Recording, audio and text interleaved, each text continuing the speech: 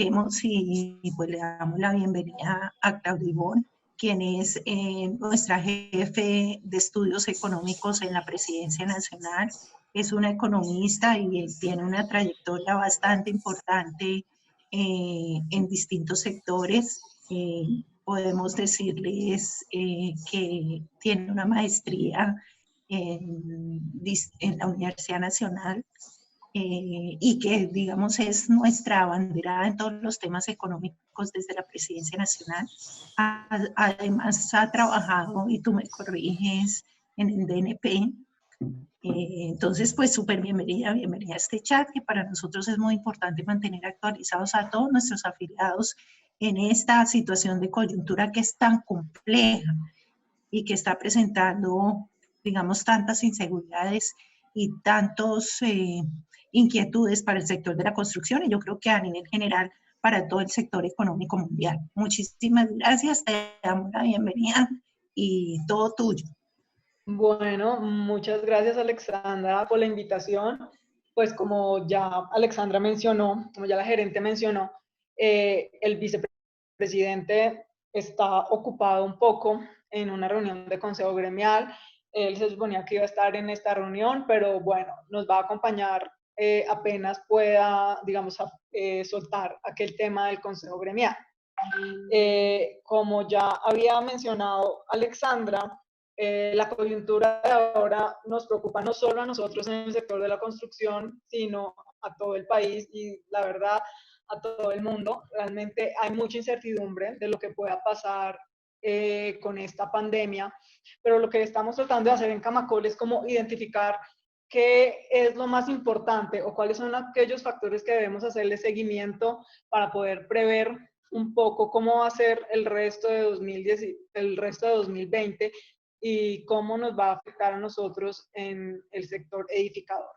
Entonces, para eso, voy a tomar dos temas el día de hoy. Uno, cuáles han sido algunas medidas que se han tomado para hacer frente a esta coyuntura tan particular y realmente tan desconocida para todo el mundo que ha sido esta pandemia, y cuáles son los efectos esperados de acuerdo a ciertos escenarios, unos escenarios, bueno, un poco, algunos optimistas, es decir, que nos recuperamos rápido, y algunos un poco más pesimistas, que la pandemia se extiende, pero lo que sí es cierto es que va a tener un efecto muy importante.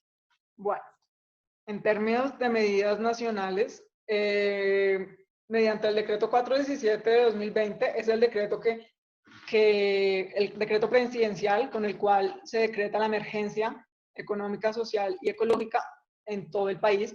Y esto lo que es importante resaltar es que le otorga facultades especiales no solo al presidente, sino al resto del Ejecutivo para tomar medidas rápidas y poder implementarlas también de manera oportuna para hacer frente a los efectos sobre la salud, sobre la movilidad de las personas y también, obviamente, para brindar ayudas económicas a todo el aparato productivo nacional.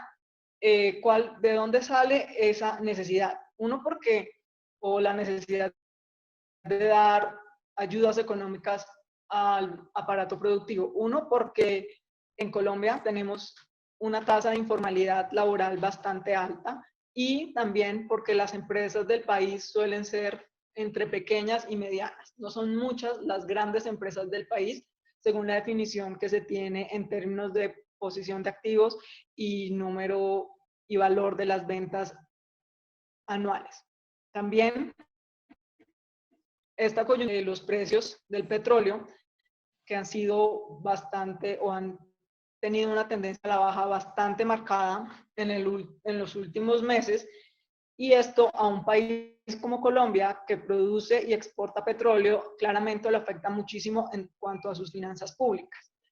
Sumado a lo del COVID, con el precio del dólar, hay una alza importante en los términos de intercambio. Hemos visto que el valor del dólar ha alcanzado sus máximos históricos y se ha ubicado por encima de 4.000, incluso de 4.100 pesos. Esto obviamente va a afectar a los mercados, no solo a los mercados nacionales, también a los mercados internacionales, pero lo que ahora los economistas estamos tratando de mirar no es si nos va a afectar o no, sino cuánto va a durar esta afectación y si va a ser grande, mediana o pequeña. pequeña digamos, esta afectación de la economía. Otro de los efectos, ¿aló?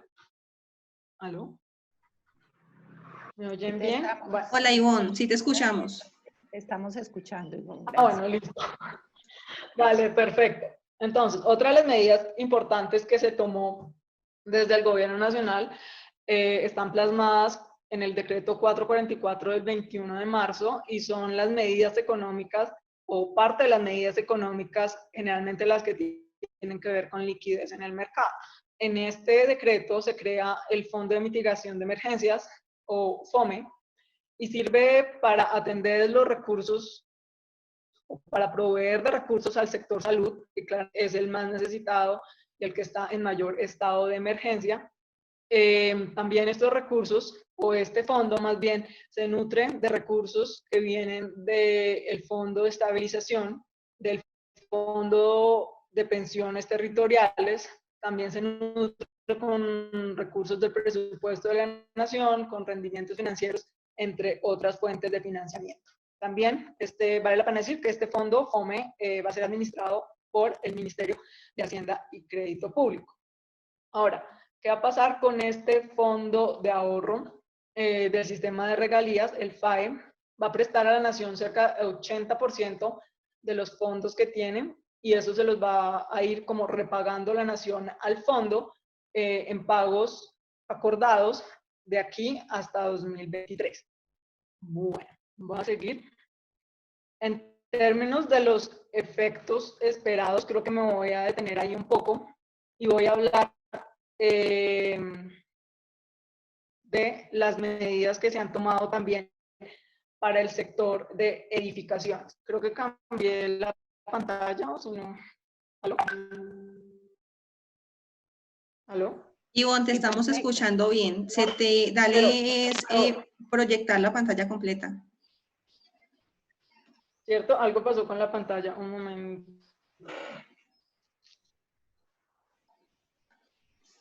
Bueno, les iba diciendo que antes de pasar a este tema, Es darle F5 al PowerPoint para que se te agrande. Los efectos.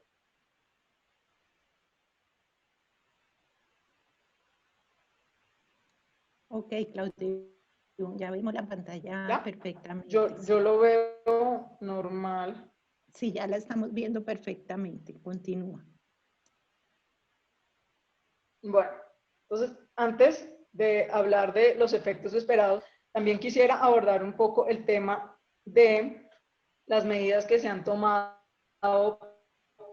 para, digamos, un poco paliar la situación en el sector edificador. ¿Qué sucede con los colombianos? Hay ciertas medidas o ciertas excepciones que fueron incluidas ahí con tal de no afectar de manera tan severa al sector edificador. Uno de ellos, una de las excepciones, tiene que ver con permitir que las personas se desplacen a hacer, bueno, vueltas bancarias, hacer otro tipo de, digamos, de asuntos personales, médicos, etcétera, pero también atender citas en las notarías. Eso claramente favorece al sector edificador. En la medida en que se favorece o que se les da permiso a los ciudadanos de ir a las notarías, hacer las vueltas que bien convengan, entonces también se permite que las notarías funcionen en ciertos horarios, obviamente limitando el número de trabajadores, limitando el número de personas que puedan estar allí, y estos temas de horarios y número de personas dentro de las notarías es una cosa, o es una directriz que aún estamos esperando por parte de la Superintendencia de Notariado y Registro. Ahora, otra excepción que se hace a la limitación de la movilidad para las personas es que aquellas personas que trabajen en actividades industriales que por la naturaleza de la, digamos, de la industria no se pueda parar. Entonces ahí obviamente esto favorece a nuestros afiliados industriales. La excepción más importante en este caso del decreto es la excepción número 31, que habla específicamente de obras de construcción en las cuales, y cito, por su de avance de obra o sus características presentan riesgos de estabilidad técnica, amenaza de colapso o requieren acciones de reforzamiento estructural.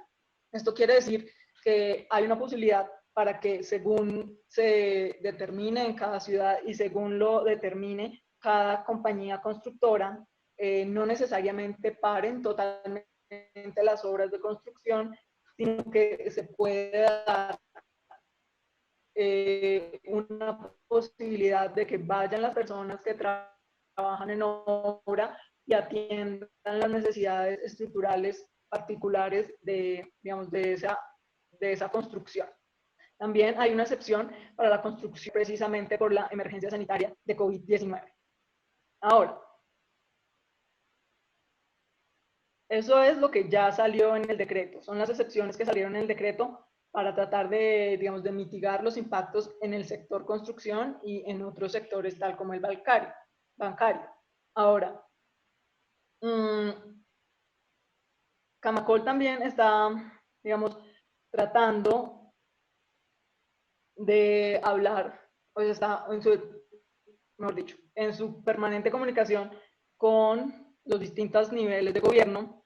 También ha propuesto mitigar el impacto de la actividad edificadora y se le solicitó al gobierno nacional incorporar distintos aspectos en decretos reglamentarios, como por ejemplo la suspensión de términos para resolver trámites de licencias de construcción, la ampliación del término de las vigencias de las licencias, la suspensión de trámites de actuaciones administrativas de la cadena de trámites de urbanismo y construcción, y la suspensión de términos para ejecución de obras para el pago de plusvalías en curso por pago por acuerdos o actos administrativos. Estas son cosas que desde Camacol estamos trabajando, sin embargo, aún requiere que se expidan los decretos reglamentarios y pues la actividad edificadora realmente no pare durante esta coyuntura de COVID-19. Bueno, ahora sí, entonces empiezo a hablar de los efectos esperados, y por algún motivo no me pasa la siguiente. Ya. Bueno. ¿Qué ha pasado entonces en el mundo? Realmente los mercados financieros han reaccionado de manera muy marcada frente a esta crisis de COVID. Vemos aquí en el gráfico que incluso se compara la inestabilidad de los mercados financieros con lo que sucedió hace 12 años en la crisis financiera internacional. Es decir, hay mucha volatilidad y esto se debe principalmente a la incertidumbre. Porque, bueno, hace 12 años estábamos en una crisis financiera, pero problemas financieros es una cosa que se observa cada cierto tiempo en la economía mundial. Pero esto de una pandemia tan extendida y tan contagiosa es algo realmente nuevo, tanto para médicos, para epidemiólogos, para economistas, y la incertidumbre que esto genera claramente se refleja en la volatilidad de los mercados financieros. En términos de crecimiento, ¿qué ha significado esto? La OECD, del cual Colombia hace parte, o hace poco entró a este club, ha estimado una baja importante en el crecimiento del mundo. Más o menos en noviembre de 2019, o sea, hace 4 meses, la OECD estimó que el crecimiento mundial iba a estar cercano al 2.9%, y ya para la proyección que se hizo más reciente en marzo, redujo esa proyección de crecimiento a 2.4%, es decir, le quitó 0.5, es un montón de plata. O sea, aunque son solo 0.5 puntos porcentuales, esto a nivel mundial es bastante significativo. Vemos que uno de los países más afectados, no nos sorprende, es China, cuyo crecimiento, digamos, se redujo, o la proyección de crecimiento se redujo considerablemente de 5.7 a 4.9. Países emergentes, donde está Colombia, se redujo de 4.6 a 3.8. Y bueno, vemos los otros países en la gráfica. En términos generales, las proyecciones de crecimiento muestran una reducción importante en términos de la actividad esperada para este año. y esta contracción se espera que se dé en el primer semestre, dado que si todo va bien y mejora ya el segundo semestre de 2020, pues la pandemia estará contenida y la actividad productiva y la actividad diaria de las personas podrá volver lentamente a la normalidad.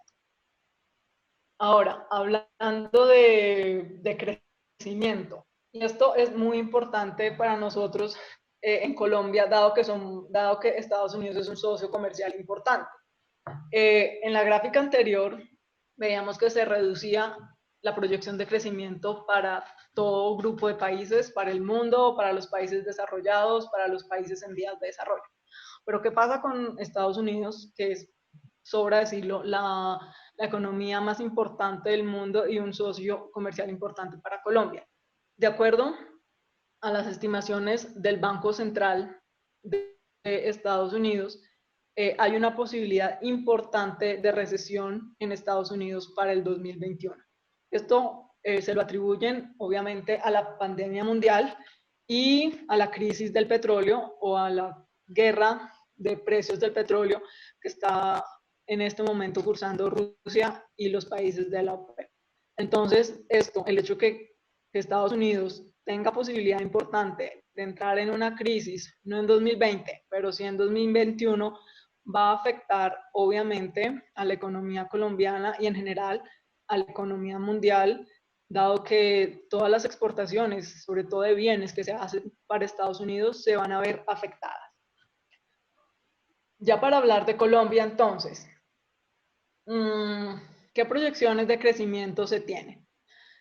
Ahí sí las proyecciones son bastante variadas. Nosotros hemos revisado bastantes analistas qué es lo que están diciendo.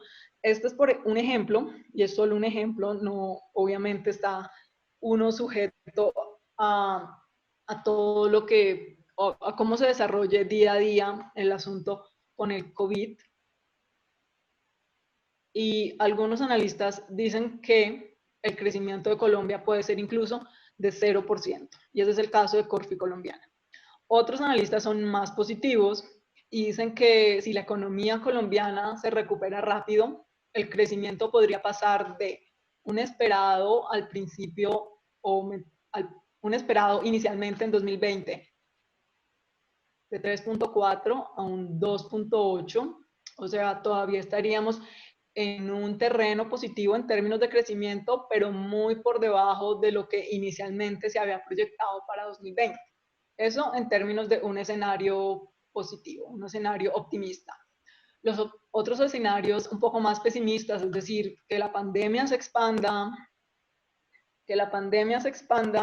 o que no haya una recuperación rápida, que las medidas no sean tan efectivas, llevan a decir que el crecimiento de Colombia puede ser tan bajo como 1.8%. Y ahí lo que es importante mostrar es que no hay consenso ni hay certidumbre sobre exactamente qué pueda pasar en Colombia. Algunos dicen que pueden crecer 2.8, otros que puede crecer 0, y realmente el efecto se va a ver en la medida en que se logre contener esta pandemia y cuán efectivas puedan ser las políticas que ha implementado el gobierno nacional. Ahora quiero cambiar y no cambia. Ahí. ¿Aló? Quiero cambiar la diapositiva y no se cambia. Ah, ya. Hablando entonces de expectativas macroeconómicas en Colombia. Ya había hablado sobre las expectativas de crecimiento, cómo se han corregido marcadamente a la baja según distintos analistas, pero otros indicadores macro también van a la baja de manera considerable.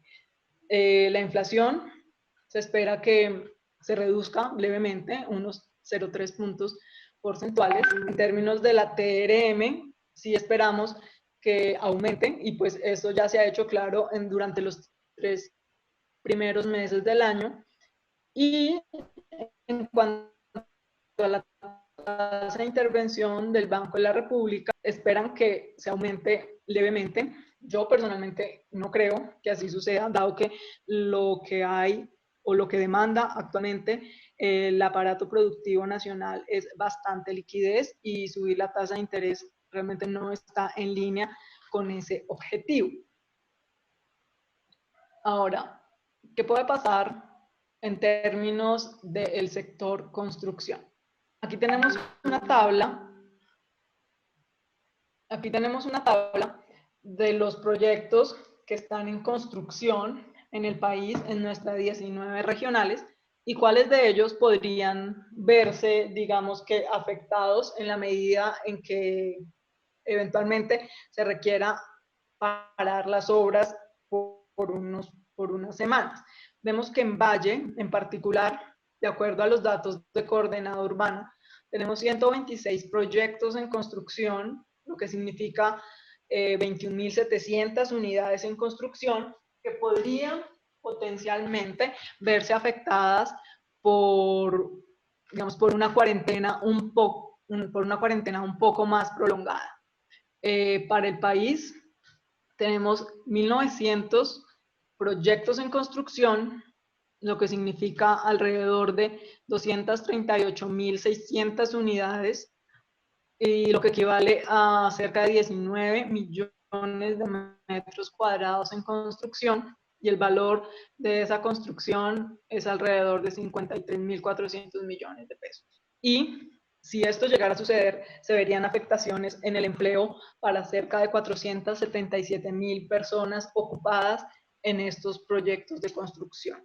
Esto para resaltar que realmente el sector edificador podría verse afectado de una manera muy importante, pero también podemos hacer uso de las excepciones que ha dado el gobierno nacional y también de la inyección de liquidez que se está dando desde el Ejecutivo para todo el aparato productivo del país. Y ya con eso terminaría mi intervención, pero voy a finalizar compartir, nos podemos ver.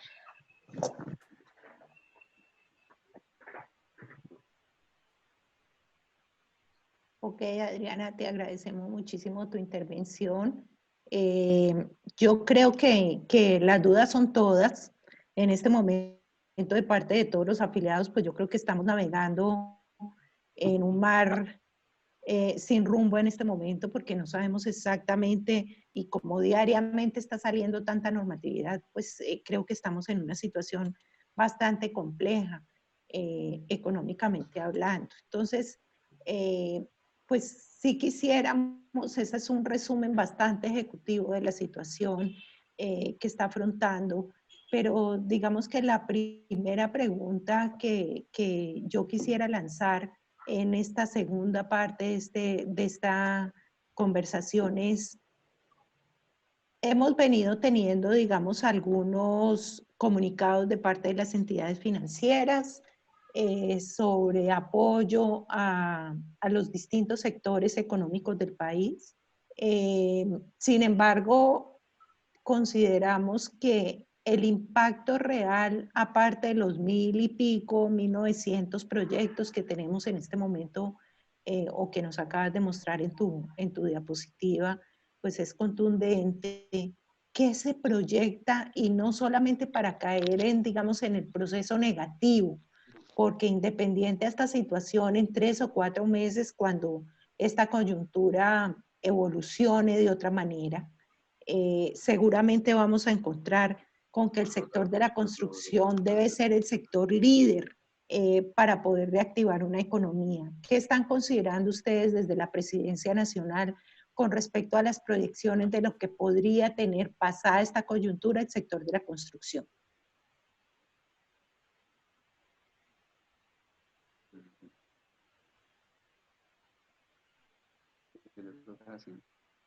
No, esa es la idea, pues, o sea, uno tiene en la cabeza todas las cosas y hay que mirar para dónde va con cabeza fría mirándose todo.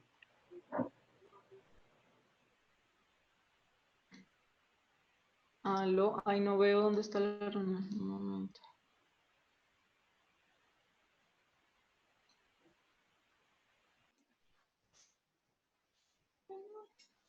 ¿Aló? Aló, Adriana, ¿alcanzaste a escuchar la pregunta? Aquí estoy, no escuché la última parte, pero Básicamente es, digamos, tenemos una situación coyuntural en este momento, pero a futuro uno pensaría que el sector de la construcción debe ser el sector que reactive la economía por la articulación con los 27 subsectores que tenemos. La pregunta inicial que te quiero hacer como gerente de Camacol es ¿qué se vislumbra desde la Presidencia Nacional, desde los ámbitos, digamos, en que está articulando nuestra Presidente, sobre qué va a ocurrir después de esta coyuntura para el sector de la construcción? ¿Hay tendencias positivas? ¿Seremos el sector que liderará la economía del país? ¿Qué va a ocurrir? ¿Qué se está pensando al respecto? bueno, como ustedes saben, el sector de la construcción, o en particular de edificaciones, en general se ha tomado o se ha entendido como un sector que es líder en la generación de empleo, y así lo mostraron las cifras en 2019, es líder en jalonar otros sectores tanto industriales como sectores de servicios, sea financiero o sea inmobiliario. Entonces, desde Camacol creemos que sí va a ser un sector muy importante en la futura recuperación o en la recuperación que se dé este año de la economía. ¿Qué vemos? En términos de las cifras que tenemos, Coordenada Urbana aún no hemos recogido cifras después de COVID. Lo último que tenemos es cifras de febrero y realmente nos muestra que veníamos en una muy buena senda de recuperación. Aumentaron las ventas, aumentaron las iniciaciones, pero bueno, como todos los empresarios saben, ahí se oculta un poco qué pasa por los segmentos. El segmento BIS es el que lidera todos estos indicadores, las ventas de BIS, las iniciaciones de BIS, los lanzamientos de BIS. Entonces, yo creo que la vivienda social es la que va a jugar un papel muy importante para la recuperación de este sector y para la recuperación económica del país en general. Ahora, en nuestras distintas conversaciones con el ministro de Vivienda, le hemos hecho saber la necesidad de recursos para la vivienda social, la necesidad de reactivar el sector con otro tipo de medidas para que no solo la vivienda social siga con este dinamismo súper positivo que ha tenido en los últimos casi 2 años, sino también los segmentos medio y alto despeguen, que son al final los segmentos que más valor agregado tienen o que más aportan al PIB, y los segmentos que, digamos, por su composición, mayor jalonamiento tienen de otros sectores. Ok, perfecto, muchísimas gracias. Yo creo que de todas estas noticias, lo importante y lo que hemos escuchado como gerentes en las últimas semanas y los miembros de junta directiva y demás, es este será un sector en la reactivación económica una vez pase todo lo que estamos viviendo fundamental. Es decir, este sector será quizás uno de los grandes jalonadores de la economía nacional. Yo en este momentico quisiera dejarle abierto el micrófono a aquellas personas que quieren hacerle preguntas a Adriana de manera particular para que ella se las pueda responder.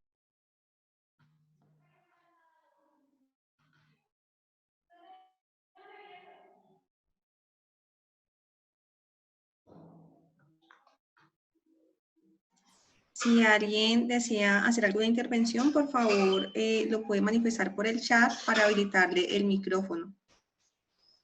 O en la parte de abajo a la izquierda, donde tiene el botoncito del micrófono que seguramente aparece como silenciado, pueden darle reiniciar audio para que los podamos escuchar. Buenas tardes, soy Iván Barreto, pedí la palabra, levanté la mano, no sé si me escuchan.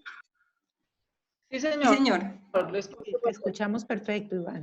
Aplaudo mucho todos los trabajos que estamos haciendo desde Camacol, tanto nacional como regional, me parece muy importante, pero les comento que en estos días, pues, que ha pasado todo esto, he tenido que abordar pues, para todos los temas, a ver cuáles son las políticas que ellos tienen al respecto para poder llevar este tema y la verdad no vemos que los bancos estén alineados con nosotros, pues ellos están hablando de que esperan a ver qué medidas va a tomar el gobierno.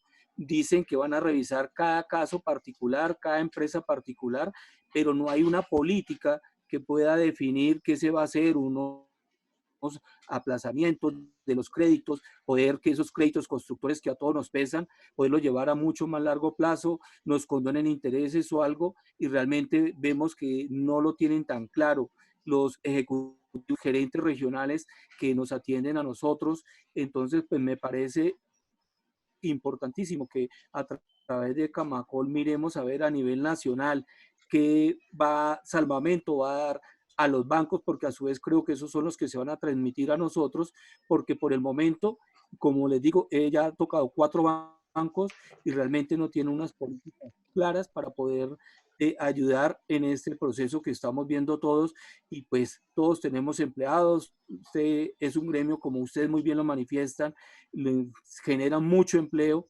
pero tenemos a su vez que tomar medidas pues para poder salir adelante en esta coyuntura nacional. Gracias. Okay, gracias. Bueno, ¿qué puedo decir al respecto? En efecto, aún falta, digamos, un poco de reglamentación en términos de cómo va a funcionar ese canal de liquidez desde el gobierno nacional hasta los empresarios, pasando obviamente por los bancos. Todavía, dado que hay incertidumbre, los bancos no han reaccionado de manera unánime. Sin embargo, ese sí ha sido un llamado desde el gobierno nacional respecto a la protección del empleo, pero pues la protección del empleo obviamente viene desde los empresarios, y si hay problemas de liquidez, pues obviamente deberán solucionarse lo antes posible. ¿Alguna otra pregunta? O sea que en este momentico, para, digamos, responderle, Iván, efectivamente los bancos no tienen una política para el sector de la construcción. Desde todos los camacoles a nivel nacional se le ha pedido a la Presidencia Nacional nos permita tener una política conjunta que le permita a ustedes tener un respiro por los próximos meses. Ellos han ido dando, digamos, algunos condicionamientos de manera particular. En este momento se trabaja de manera particular y lo que esperamos a futuro es efectivamente tener una política para el sector de la construcción.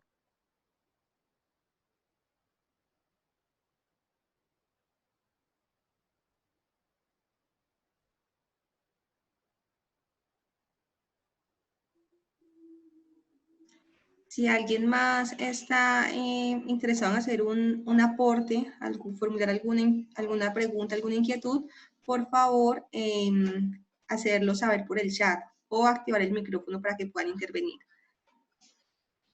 Buenas tardes a todos. Alberto Gaviria. Buenas, ingeniero. Pienso que es el momento de pedirle al gobierno nacional que haga uso de los recursos de los fondos de estabilización. A mediodía escuchaba una intervención del expresidente Andrés Pastrana. Si ustedes recuerdan, en el año 99 se creó el famoso 2x1000, que fue un mecanismo de salvamento a la banca en un momento de crisis.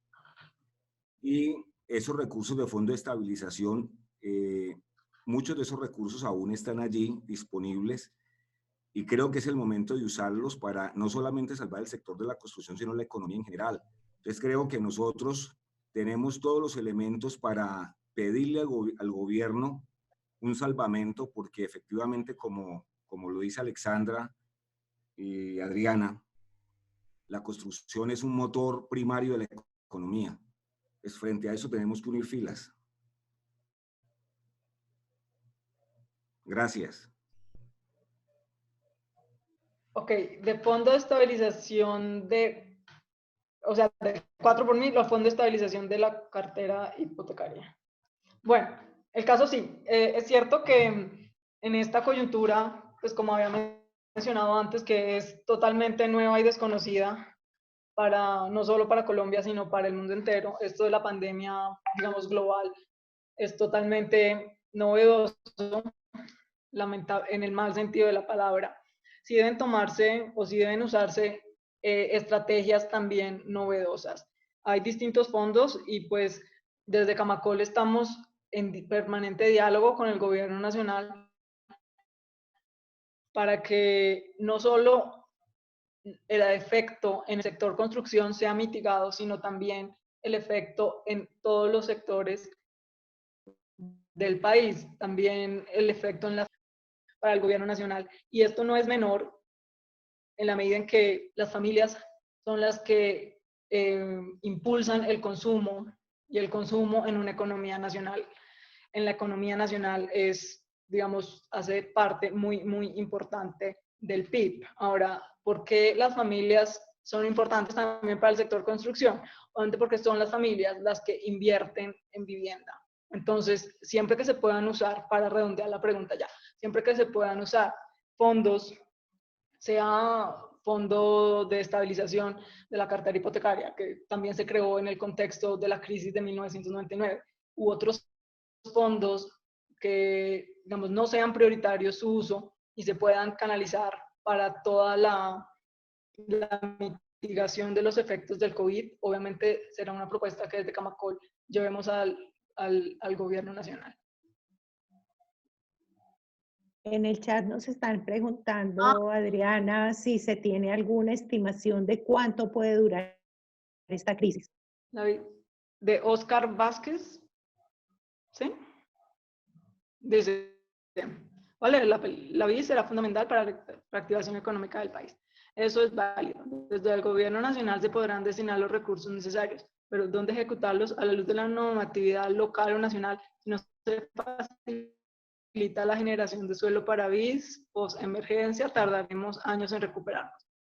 Habilitación de suelo. Habilitación de suelo es digamos, es un tema que no es nuevo, claramente no es un tema que ha surgido por esto del COVID-19, es un tema que siempre Camacol ha tratado, digamos, de hacer ver a las administraciones, no solo nacional, sino locales. Esto de la habilitación de suelo ahora adquiere un nuevo nivel de importancia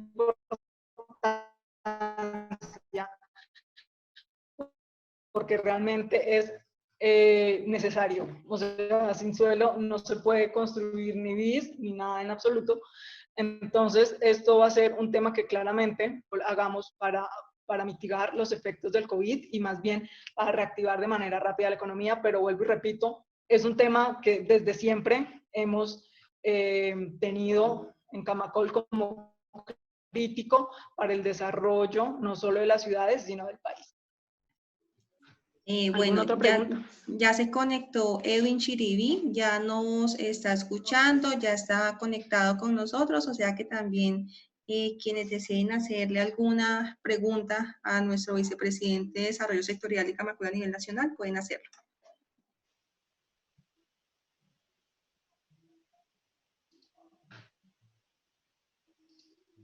En el chat de afiliados, Edwin, hay una pregunta insistente y es ¿cuánto va a durar esta crisis? Hola, buenas tardes a todos. Gracias por la pregunta. Creo que llegué en el momento de la pregunta más difícil. No sé qué había pasado antes, pero esta pregunta es quizás la más complicada. Pero bueno, eso está bien. La pregunta al final creo que nos toca y parte de este conversatorio es poder dar algunas luces de lo que nos imaginamos en la construcción de escenarios. Yo voy a tratar de responder esa pregunta de la siguiente forma.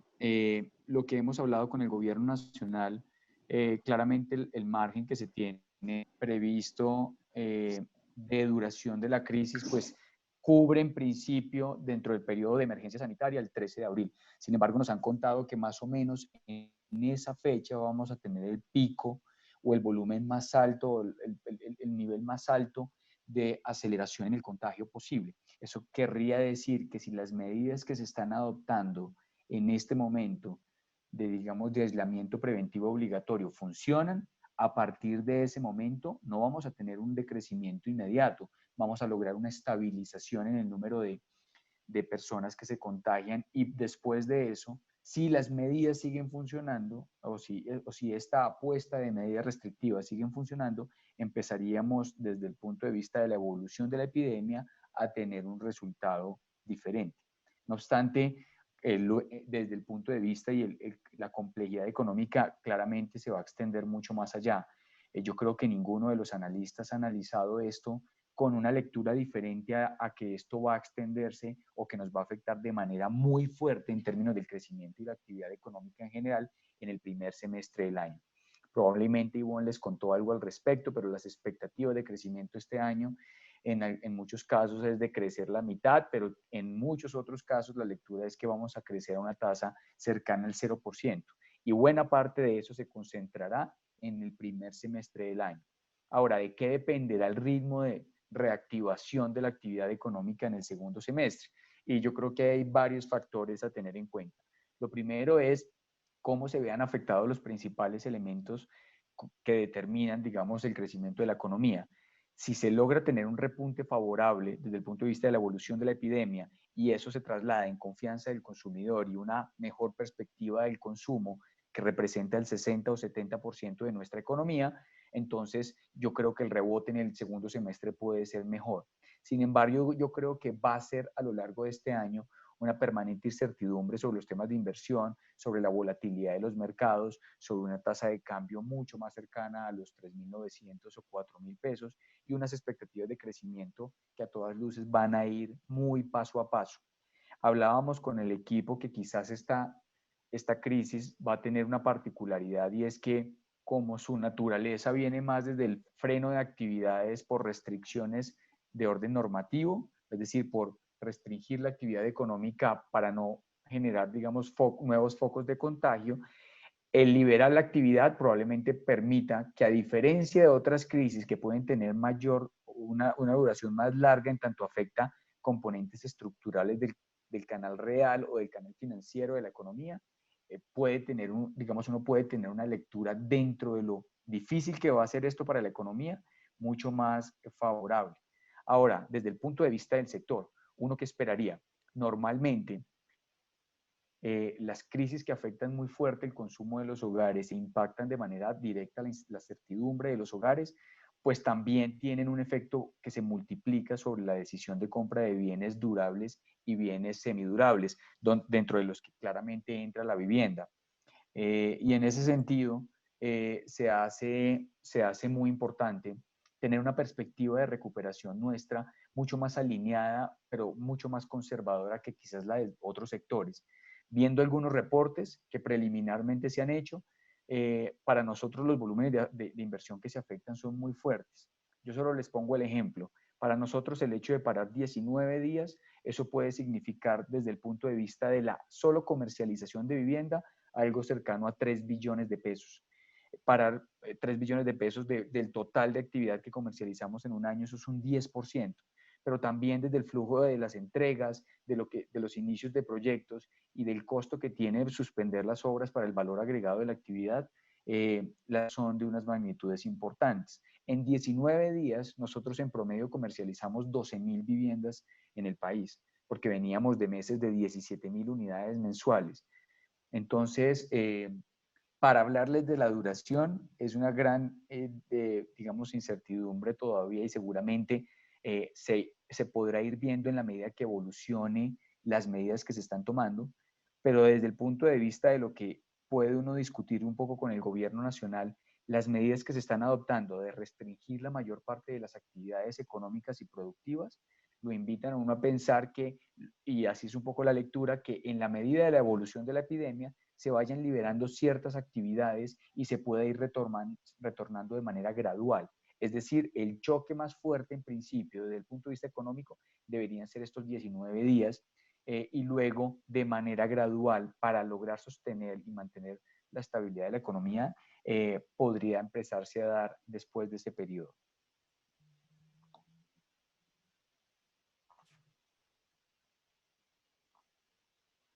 Ok, muchísimas gracias. Tenemos otras preguntas, aprovechando que ya está el vicepresidente también con nosotros. O si puedo complementar algo de lo que mencionaba Ivonne, que haya quedado en duda, también bienvenidas las preguntas y podamos aportarles un poco a la discusión. Edwin, toda la normatividad que ha salido recientemente a nivel nacional digamos, está enfocada en distintos aspectos y una de las inquietudes que se planteaba en este foro es qué van a hacer los bancos. No, digamos, no se está entendiendo de parte del sector constructor que haya una política específica para el sector de la construcción. Se está entendiendo que se va a dar caso a caso.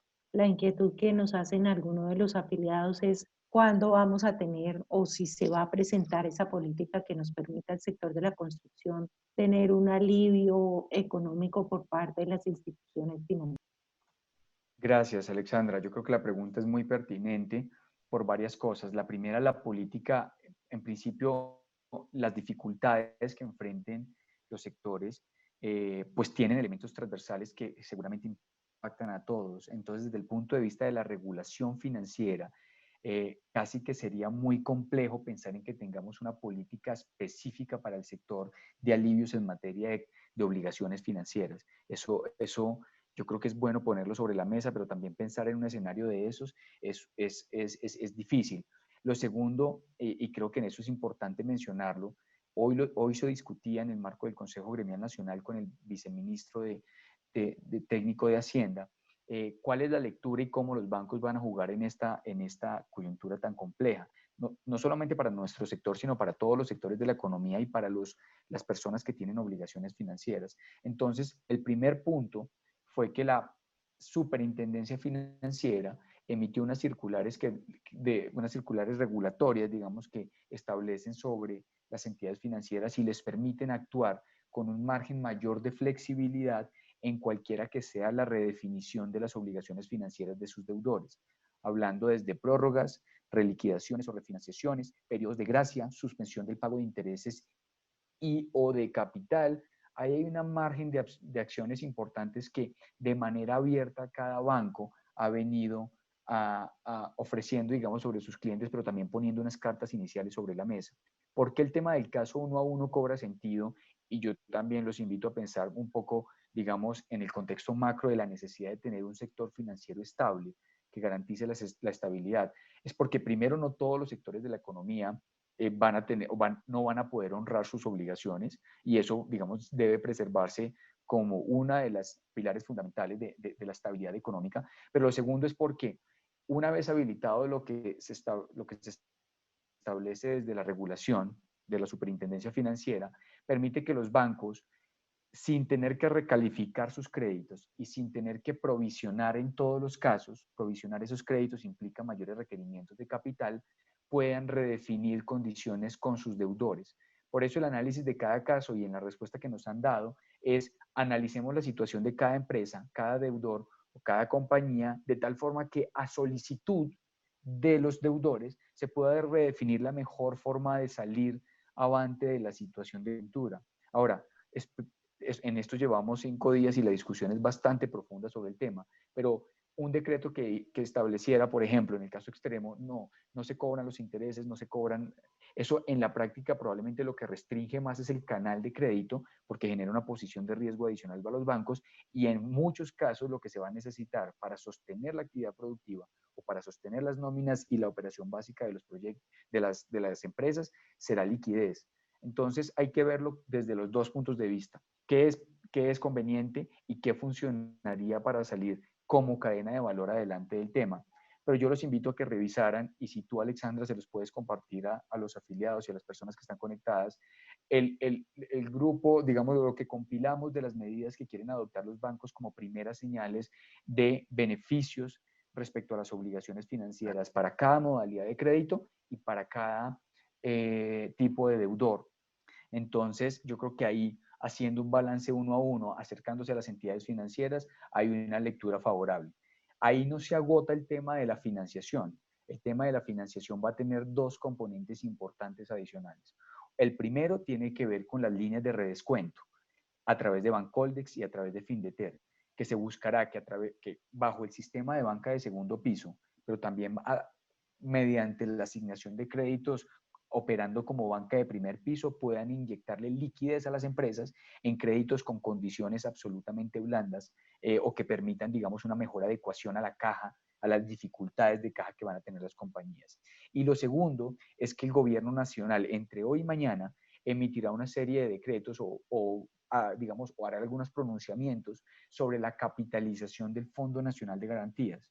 El Fondo Nacional de Garantías, que es la entidad del Estado que provee garantías crediticias para mejorar el perfil de crédito a las compañías y lograr disminuir, digamos, la lectura de riesgo sobre las empresas y así poder tener liquidez. Entonces, en cualquier caso, hay una serie de instrumentos propios del sector privado, en el caso, hablando con los bancos, que se los habilita la regulación actual, y por el otro lado está una inyección de liquidez que a través de la banca de segundo piso y del Fondo Nacional de Garantías quiere imprimir el Ministerio de Hacienda o la definición de política fiscal del país. Entonces yo creo que en eso nos toca estar muy atentos en los próximos 2 días para de tal forma que se pueda configurar una lectura mucho más, digamos, detallada de lo que pueden ser las necesidades de financiación de las empresas y cuál ha sido la respuesta del sector financiero. Por ahora hemos recibido muchas inquietudes, tal cual como me las presentas, pero la respuesta no es, y creo que así lo ha dicho el viceministro, es no se ve la posibilidad de establecer ni una fijación unilateral de condiciones financieras para todos los deudores, porque eso, pues de una u otra forma también desconoce la flexibilidad que se requeriría para la implementación de estas medidas y de esa forma garantizar la sostenibilidad del sector financiero. Ok, muchísimas gracias, Edwin. Por el interno estamos recibiendo varias inquietudes. No sé si las planteamos o alguien quiere hablar. Sí, buenas tardes. Mi nombre es Mauricio Espinosa. Yo respecto a la respuesta ahora de Edwin, me surge una inquietud. Yo pienso que esta situación, es claro que aquí nadie va a ganar. Yo pienso que el reto que tenemos como Colombia, como país, es perder lo menos posible, ¿sí? Quisiera uno como entrar a un proceso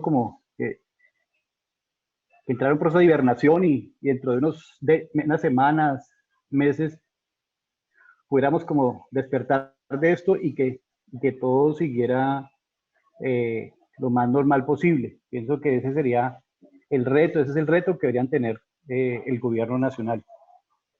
Y para eso definitivamente pues viene un tema que es buscar destruir la menor capacidad productiva de la nación, ¿sí?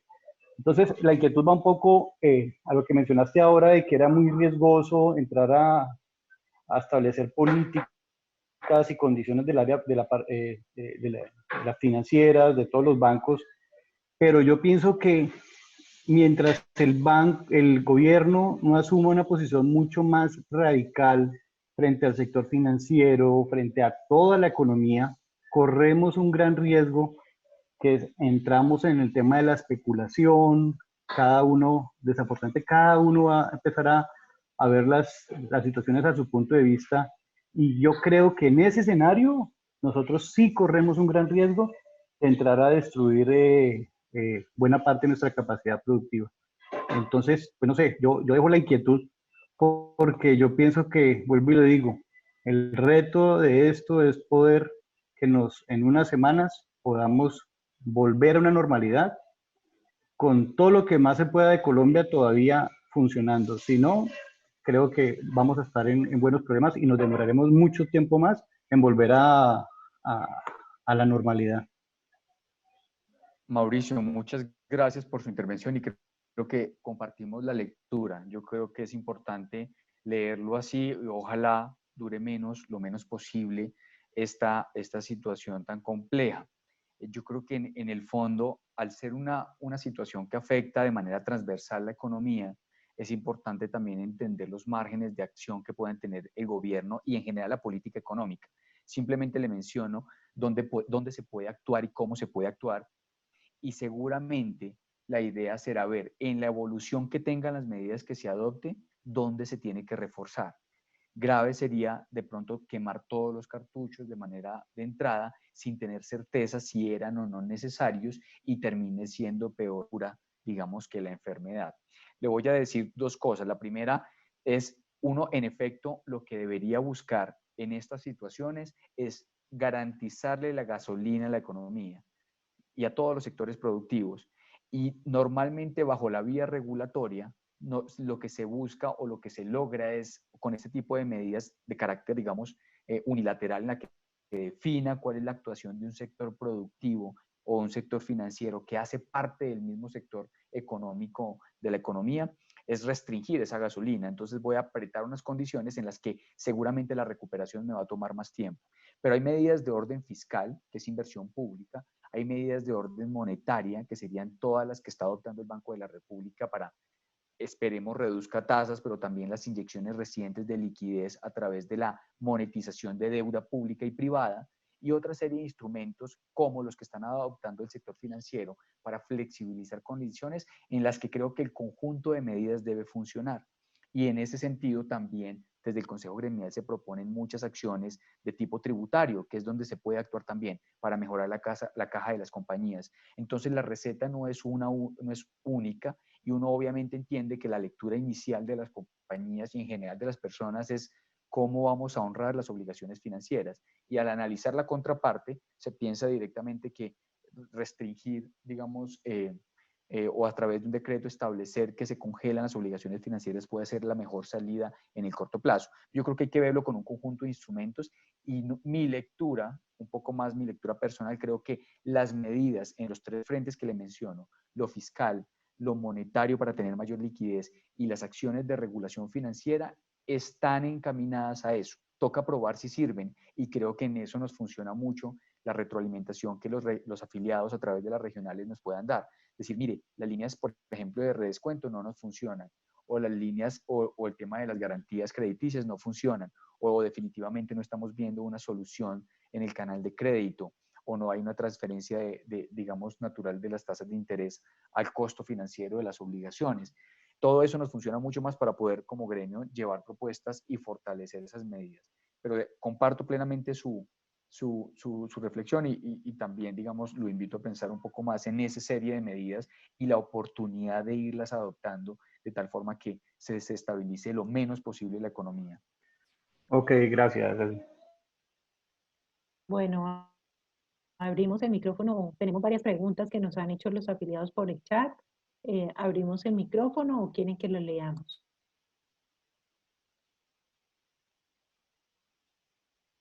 Ok, vamos a empezar entonces con la lectura. Edwin nos pregunta por el chat interno.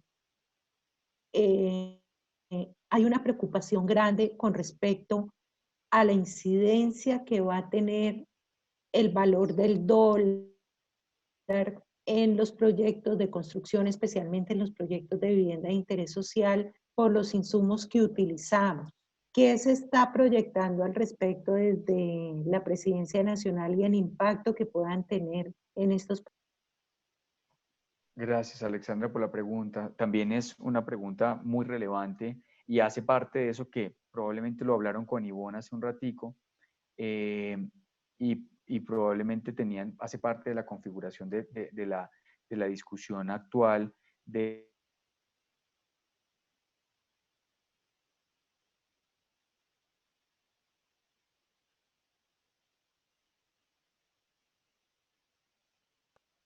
Vicky, ¿nos desconectamos?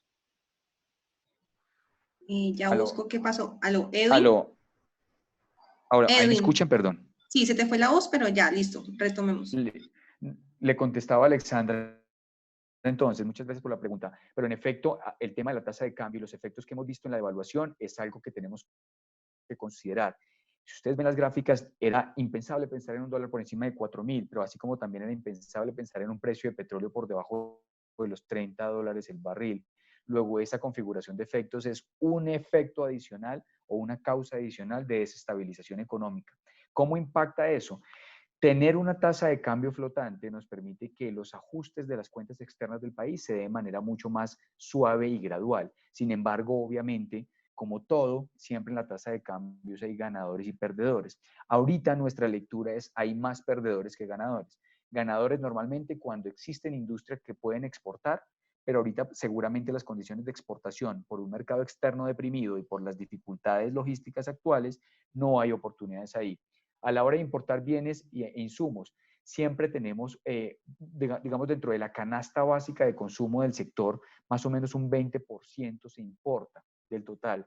Entonces, Claro, hay que contemplar eso como un costo mayor que se debe establecer y que muy probablemente en los presupuestos de obra de hace un año o los que se hayan pensado en los últimos meses no se habían contemplado. Ahora, no existen mecanismos naturales de cobertura. Seguramente algunas entidades financieras hoy en día están ofreciendo algunos mecanismos de cobertura cambiaria, pero no es una solución porque claramente ya el dólar está alto y la prima será muy costosa. ¿Cuál es el impacto? No lo hemos cuantificado al detalle, pero lo que les podría decir dentro de nuestra canasta, el 20% de eso se importa y en ese sentido, entonces tenemos una afectación muy fuerte sobre los insumos que vayamos a demandar, así como en general se va a dar sobre todas las importaciones en la economía. Con dos cosas adicionales, y es, tenemos también productos que no se importan, pero que tienen referentes de precios internacionales fijados en dólares. El caso del acero, y en algunos casos, otros bienes minerales no metálicos, que también ahí tenemos que contemplarlo. ¿Cómo ve uno la lectura del dólar? Esa es quizás la apuesta más compleja de decir en este momento, pero claramente es mejor pensar en un dólar en los próximos 6, 8 o 10 meses, mucho más cercano a 3.900 pesos que a un dólar el que estábamos relativamente acostumbrados por debajo de 3.500.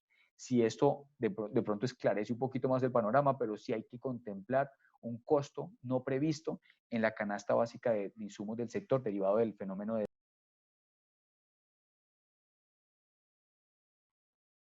Ok, muchísimas gracias, Edwin. ¿Hay alguien más en el chat que desee compartir o que desee hablar aquí en la conferencia? La última pregunta que nos están haciendo en el chat, Edwin, es con respecto al Fondo Nacional del Ahorro. Nos dicen que el Fondo Nacional del Ahorro será, digamos, una de las instituciones financieras llamadas a trabajar conjuntamente con el sector de la construcción en los próximos meses, considerando que el sector de los bancos privados estarán un poco más restringidos. ¿Qué se ha pensado o qué está proyectando desde el gremio de la construcción ese trabajo con el Fondo Nacional del Ahorro? Sí, la pregunta es absolutamente relevante y yo creo que en condiciones normales y también en condiciones complejas el fondo juega un rol muy importante. Es una entidad financiera que tiene una naturaleza social muy relevante. Hoy en día es seguramente el segundo colocador más grande de créditos que tenemos o el tercero. Nos tiene una participación importante en la generación de nuevos créditos y su cartera, digamos, y su comportamiento viene mejorando. Yo creo que no es nuevo decir que el fondo ha tenido unos problemas operativos en los últimos años en su funcionamiento y en el desarrollo de su core de negocio, pero yo creo que en el último año ha mostrado un cambio sustancial no solamente en la operatividad, porque probablemente todavía hay retos, pero desde el punto de vista de la sostenibilidad propia del fondo. Es una entidad financiera que hoy en día está generando utilidades importantes y que seguramente seguirá siendo un canal idóneo para la colocación de créditos de vivienda a las personas, particularmente en los segmentos de vivienda de interés social. El fondo tiene una naturaleza y es que se fondea a través, en su esencia o en su mayoría, de las cesantías, también de un producto que se llama el ahorro voluntario contractual. Esas son las dos fuentes. No tiene recursos, a diferencia de las otras entidades, de captación, por ejemplo, como cuentas de ahorro, CDTs y demás. Entonces, siendo esas las dos fuentes, pues digamos, tiene una naturaleza complicada en este momento y es seguramente este fenómeno nos va a generar unos niveles de desempleo mayores y probablemente un retiro de cesantías que hay que tener en cuenta. Y siendo el fondo quizás el tercero o cuarto de mayor importancia en la, digamos, en la participación de entidades que funcionan como fondos de cesantías, puede tener, digamos, un efecto de complejidad de liquidez importante. Yo lo veo hasta ahí el problema, pero coincido con que la lectura sí es que seguirá siendo una entidad muy importante y yo creo que los procesos operativos vienen en una mejoría sustancial. Todavía se encuentran en ciertos indicadores lejos del mercado, pero claramente su focalización en la vivienda social y en la población de menores ingresos, la posibilidad de tener el ahorro voluntario contractual y las cesantías como mecanismos de originación de créditos, les da unas ventajas ideales para sostener lo que seguramente seguirá siendo la parte más importante del mercado, que es la vivienda de interés social. Entonces, ahí más que una directriz, digamos una discusión con el fondo, es entender que el fondo se debe preservar como entidad financiera, debe garantizar su sostenibilidad, y en eso hoy se puede decir que el fondo es una entidad robusta, una entidad que tiene, además de unos estados financieros bastante sólidos y una fortaleza de capital importante, también ha venido avanzando de manera importante en la gestión de sus procesos core o de sus procesos operativos, que yo creo que nos va a llevar a que siga siendo un jugador relevante en los próximos meses. Ok, muchísimas gracias, Edwin. Tenemos otra pregunta y no sé si Andrés en el chat está activo para que haga la pregunta, Andrés Ortiz.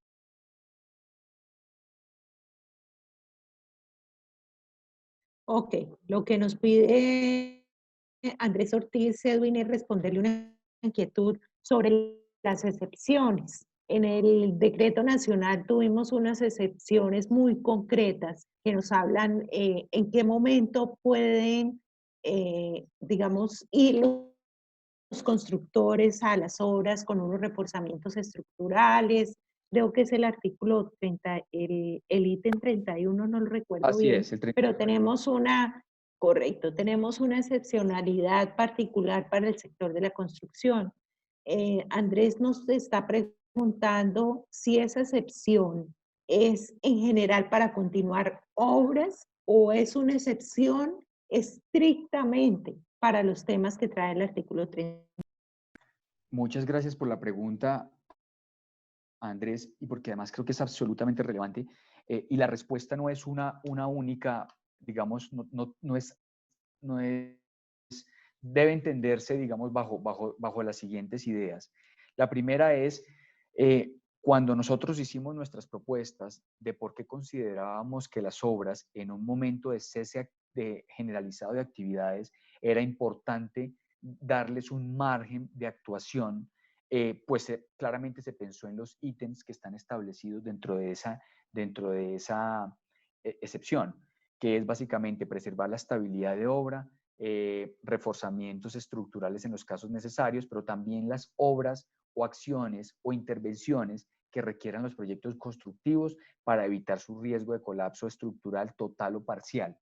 Eso en la práctica, y desde luego no soy ingeniero para entenderlo, pero sí hablamos con ingenieros cuando estábamos haciendo esta tarea, y es básicamente las obras que permitan adecuar y asegurar la obra, entendiendo, digamos, que el propósito fundamental del decreto es reducir la actividad en general y evitar los posibles focos de contagio, pero sí garantizando, digamos, cierta seguridad. Lo que establece es que se podrán hacer intervenciones en esencia en fases de cimentación y estructura, donde la no conclusión de esas fases pues ponga en riesgo la obra en sí misma. Y no necesariamente es que la obra vaya a colapsar, pero seguramente sí alguna afectación estructural por el cierre que vaya a tener, algún riesgo que se corra con los vecinos o con zonas aledañas, o simplemente procesos de construcción que requieran permanentemente de su continuidad. Nos han hablado del cierre de cimentación en ciertas cosas, nos han hablado de cerrar estructuras en las que no terminar su fundición o no terminar su cierre se corre riesgo de colapso, pero también, por ejemplo, obras en las que la fundición esté reciente deban también tener, entiendo, cierto grado de humectación sobre lo fundido, entonces se puedan desarrollar esas actividades. Al final, la excepción lo que permite es intervenir sobre las obras para garantizar que una vez teniendo esa marcha mínima de actividad y asegurando las obras, asegurando sus estructuras y sus fases de cimentación, podamos cerrar la obra o tener un cese de actividades ordenado, gradual y, de nuevo, preservando, digamos, bajo la conciencia que se requiere en este momento para preservar la salud pública, reactivarlas en el momento que se tenga previsto. ¿Sí? Lo que no se Lo que no se debe interpretar, o por lo menos no es el espíritu del decreto, es simplemente continuar en todas las fases de construcción, pero tampoco, por otro lado, es simplemente cerrar la obra y dejar que, por ejemplo, una torre grúa sin asegurar vaya a generar riesgos adicionales. Entonces, son todas las actividades asociadas a la estructura misma, en fases de estructura y cimentación, pero también actividades complementarias que le den seguridad a que la obra puede reactivarse y puede permanecer o el tiempo que sea necesario en una cese de actividades de manera segura. Y asimismo pueda reactivar su proceso constructivo en la medida que se levante total o gradual las restricciones de aislamiento obligatorio.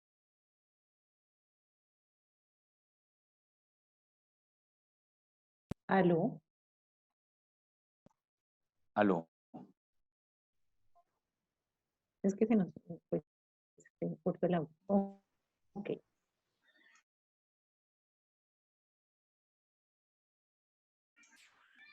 Le voy a dar la palabra en este momento a Jorge Hernán Cuadros, que tiene una inquietud con respecto a los términos que tienen las autorizaciones para resolver algunos recursos administrativos, Jorge. Buenas tardes, ¿me escuchan? Sí, señor, muy bien. No, quería preguntarle qué ha dispuesto el gobierno sobre de pronto la congelación de términos para resolver algunos recursos administrativos que se tienen con algunas entidades gubernamentales. Por ejemplo, las CAR, las CBC acá en el Valle, las entidades de ese orden, por ejemplo, no sé si se congelan esos términos o siguen su trámite ante la cuarentena. ¿Qué ha dispuesto el gobierno al respecto? Gracias por la pregunta.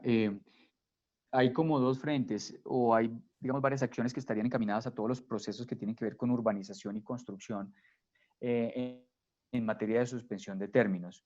Todavía algunos de ellos no han salido, pero están en discusión y están sobre la mesa como propuestas del gremio y esperamos salgan en buena dirección. Por un lado, involucra los trámites de urbanismo y construcción asociados particularmente a las licencias de urbanismo, a las licencias de construcción y otras actividades relacionadas con la gestión de suelo.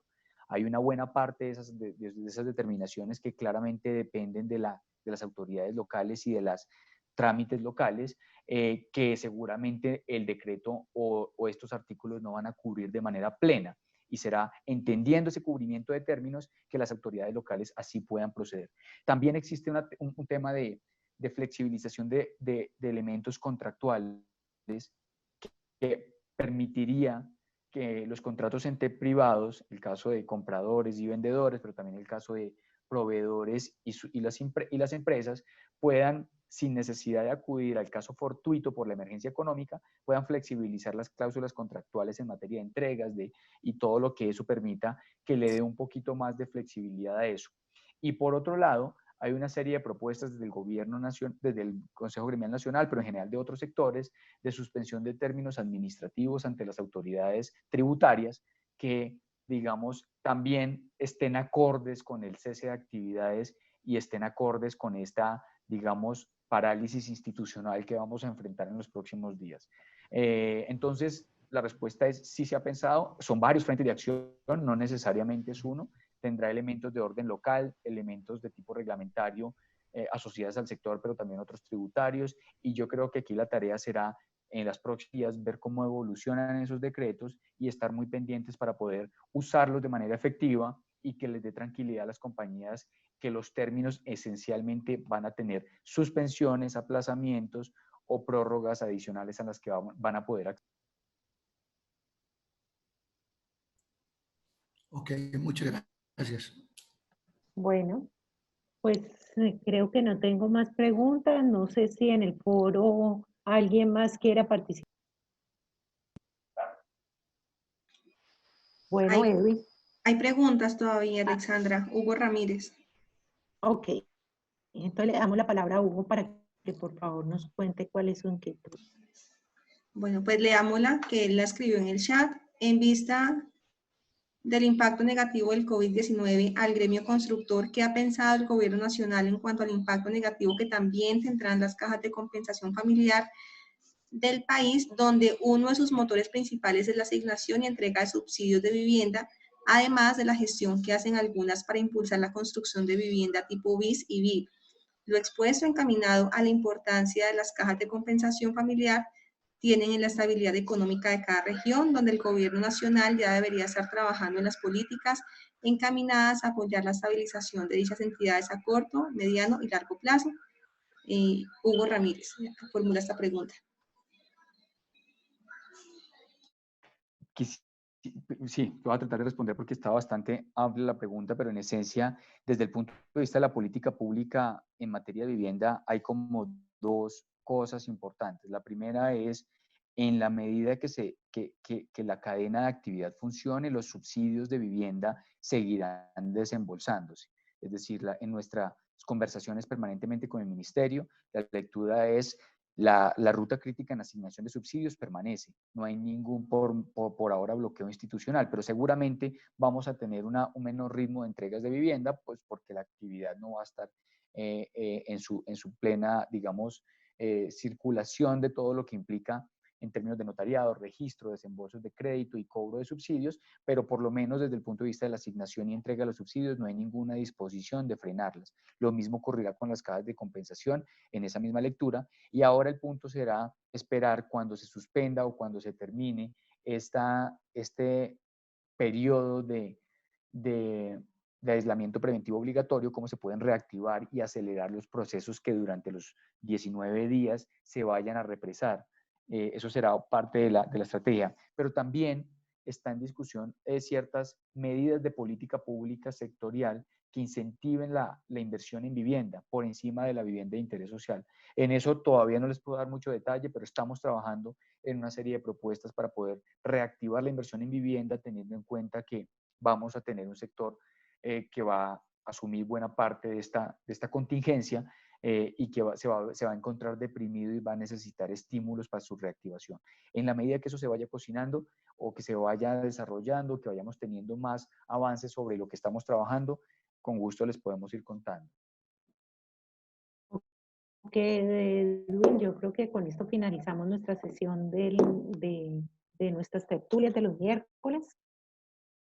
Quiero darle, digamos, la palabra a nuestro director del Departamento Económico de Camacol, a la presidencia agradecerle muchísimo a Edwin, a Adriana, por estar con nosotros en la tarde de hoy. Y quiero darle la palabra a Sergio Guerrero, nuestro director del Departamento Económico, que les va a hacer la invitación para la próxima tertulia del miércoles central. Gracias, Alexandra. Bueno, buenas tardes a todos. En primer lugar, muchas gracias a Edwin y a Adriana por acompañarnos y a todos por estar aquí en este espacio que hemos designado para realizar estas tertulias económicas. Muy rápidamente lo que les quiero comentar es que vamos a estar durante los próximos 4 miércoles en estas dinámicas. Para dentro de 8 días tenemos la idea de invitar a Esteban Piedrahíta, el presidente de la Cámara de Comercio de Cali, y la idea es que venga a hablarnos sobre el impacto pues, de la pandemia del COVID-19 en la economía mundial y regional. Entonces, no es más que pedirles que por favor estén atentos a las invitaciones que le vamos a llegar a hacer por el correo. La idea es que sea en este mismo horario, de 4 a 5 de la tarde. La idea es que también podamos conectarnos 15 minuticos antes para que podamos probar todo el tema de conexión y podamos arrancar a las 4 en punto. No es más, muchísimas gracias a todos por haber participado. Espero les haya gustado este espacio y bueno, ojalá lo podamos seguir replicando en estos próximos 4 miércoles.